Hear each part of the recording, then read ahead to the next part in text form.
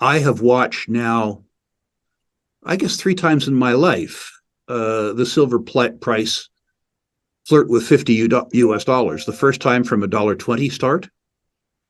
The second time, if my memory serves me well, from a $4 start.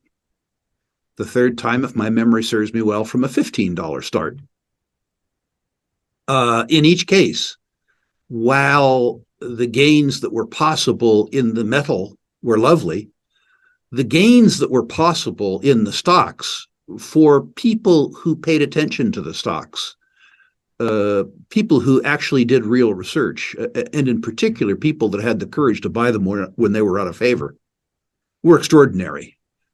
My friend Doug Casey, who, if you haven't interviewed, you should at some point in time, famously said at the New Orleans Investment Conference years ago that the market capitalization of silver equities is insufficient to accommodate the inflows of capital from generalist investors when the precious metals narrative takes hold. His colorful illustration was that when the generalist investors' money began to crowd into the silver equities, the result was like trying to siphon Hoover Dam through a garden hose. And I've witnessed this. The aforementioned Coeur d'Alene was, of course, the most dramatic example, from 10 cents to $65. But in my own experience in the early 90s, when silver was out of favor, I had the good fortune to participate in the construction of two silver companies, Silver Standard Mines, now SSR Resources, and Pan American Silver, now Pan American Silver. The beginning point for both of those occurred with silver below $5 an ounce. Silver Standard, if my memory serves me correctly, we financed at 72 cents with a full warrant. 6 or so years later, the stock was trading for $45. Pan American, I know this time my memory serves me correct, we financed at 50 cents a share. And in 6 or 7 years, that stock also crested at $45. This gives you some indication why there is a subset of investors, or pardon me, a subset of speculators who are maniacal about silver, simply because of its upside volatility. People tend to view that upside volatility in an almost religious fashion, which is to say that when silver speculators, for whatever reason, believe that silver should move, and it doesn't move, they assume that all is wrong with the world. And this brings us to the topic that will derive more hate from your listeners, or some of them, than anything else I say, which is the topic of manipulation. There is a cottage industry around describing the manipulation in the silver market. And I am the first to acknowledge that the silver market is manipulated in the very short term. That trading desks and coalitions of individuals around the world can manipulate almost any financial market, from markets as large as the euro and the euro dollar, to the US Treasury market, to basically all commodity markets. But silver is especially prone to short-term manipulation because of the extraordinarily leveraged relationship between the silver futures market and the spot silver physical market.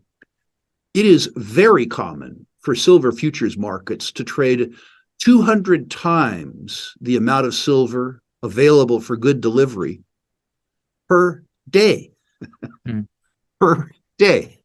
So if you think about that over the course of the month, 200 times 30, you'll get the sense that often the outstanding value of futures contracts in the silver market on a monthly basis are 6,000 times the amount of silver available for good delivery. The theoretical technique around moving the silver price higher or lower than through manipulation or at least one way, would be to establish a position, long or short, in the futures market. A laddered position from 3 months, even 30 days, out to 2 years. And then exert influence in the physical market, either long or short, during that period of the trading day when there was the least amount of volume, so that the least amount of money applied could generate the largest move. Let's look at hypothetical math. An intelligent group of traders, notice I didn't say a moral group of traders, but rather an intelligent group of traders, borrows, let's say, $50 million worth of physical silver, just for a round number, while simultaneously on the short side, because that's been the easiest thing to do for the last few years, shorting $1 billion worth of silver futures, applying the type of margin that's available in that business, which is to say 10-to-1 margin. So we now have $1 billion short ladder, which stands us $100 million or $150 million if we're cautious.